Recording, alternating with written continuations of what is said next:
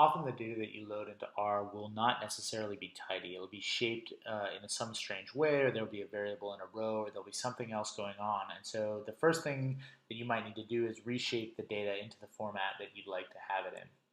So the goal, remember, is tidy data. So tidy data has several principles. For example, we would like every variable to form its own column, every observation to form its own row, and each table or file to store data about only one kind of observation. We're going to focus on the first two components of this when we're doing data reshaping. So we're going to start off by looking at this empty cars data set. So this is a data set that's one of the standard data sets in R, and so we have a bunch of different cars over here in the rows, and then there's a bunch of different variables that we've observed about them. Their MPG, the number of cylinders, the horsepower, and so forth. And so what we're going to do is deal with reshaping this data a little bit.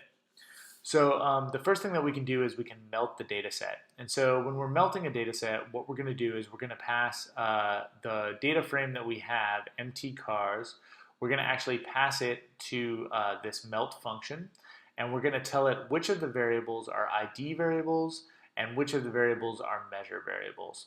And so what that can do then is it's going to create a bunch of ID values. And so, for example, it's going to create an ID value for car name, for gear, and for cylinders, because we've said those are ID variables here. And then it's going to basically melt all the rest of the values. And so this is a very tall, skinny data frame, so that in this variable column, you will see both MPG and HP. So it's basically reshaped the data set so that it's tall and skinny, and so there's one row for every MPG and one row for every HP. So for example, at the top of this data set, we see it's only the MPG values, and at the bottom of the data set, we see it's only the HP values. This is now a tall, skinny data set. So once we've melted the data set, we can recast it in a bunch of different ways. We can basically reformat the data set into different sort of shapes. So to do that, we're going to use the decast function. The decast function will recast the data set into a particular shape, into a particular data frame. So here, what we're going to do is we're going to pass it the melted data set, the car melted data set. And suppose, for example, that we wanted to see the cylinders, and we wanted to see that broken down by the different variables. What this will do is it's going to put the different values on the left-hand side in the rows, and it's going to put the values in the right-hand side in the columns. So on the right-hand side, it's variable. Remember, for variable, we said it was MPG and HP, so you get that in the two columns here. And then in the rows, we get the different cylinders going down here. And the thing that it does is it summarizes the data set. So you can see this data set is much smaller than the original data set, and by default, it does it by length.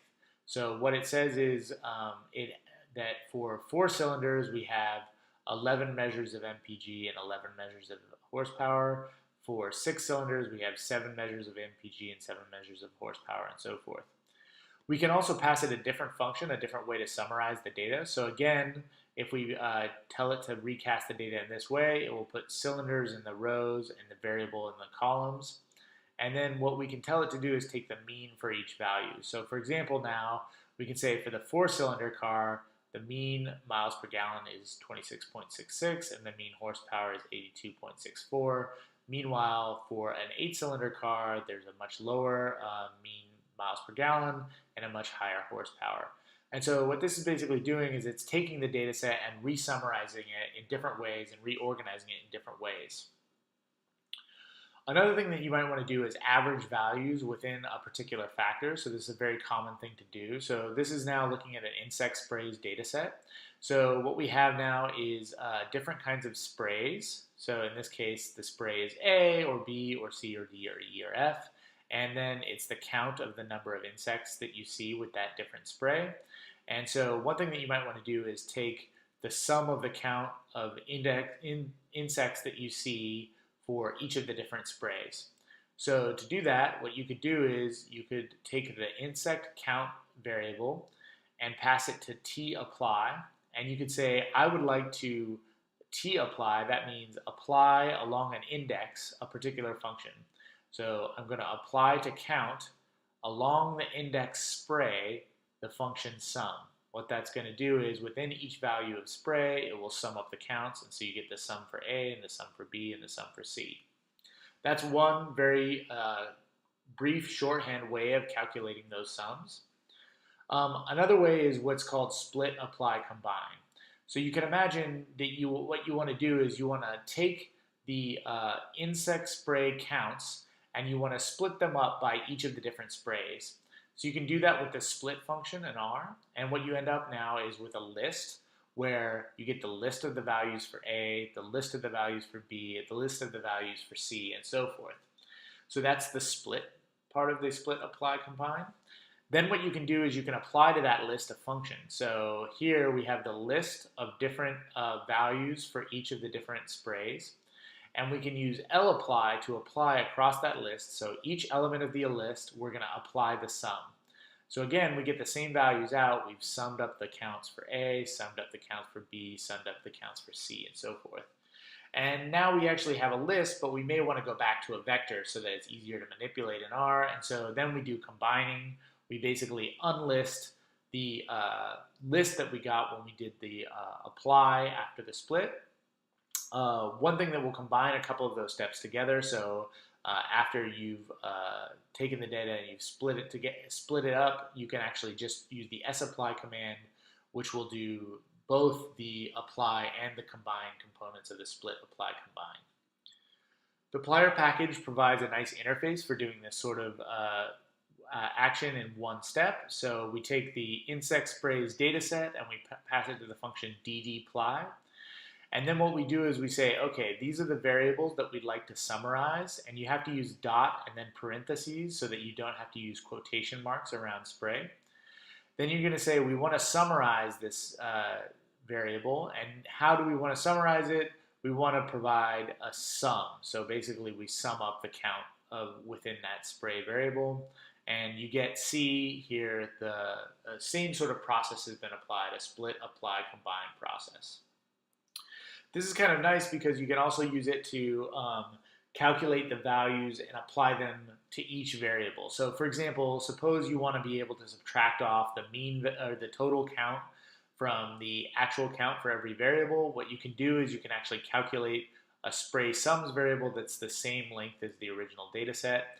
So again, I pass ddply, the insect sprays data frame, and I say I want to summarize the spray variable, and I want to summarize the counts, and I want to sum them up. But now I've passed it this av function, so when I say sum here, I'm actually calculating the sum as the av function applied to count, where the subfunction is sum. And so what ends up happening is spray sums ends up being the same dimension as the original insect sprays data set. So for every time I see an A in the spray, I get the sum for all of the A values. So in other words, instead of having a data set where you just see the sum for A once, you see the sum for A for every value of A in the data set. And so that now this variable can be added to the data set and used to do different analyses. For more information on how to reshape data, you can see the plier tutorial. There's also a really nice reshape tutorial here on SlideShare, and a good plier primer is on our bloggers here. Some other functions that you might want to be aware of are acast, which just like we were using dcast a minute ago to take a melted data set and turn it into a data frame, acast turns it into an array, possibly multiple dimensional. And then arrange you can use for reordering data sets without using the order commands like we saw in previous lectures, just like you can use mutate to add new variables. So you can use a combination of ddply and mutate in order to add new variables that are summaries of the previous variables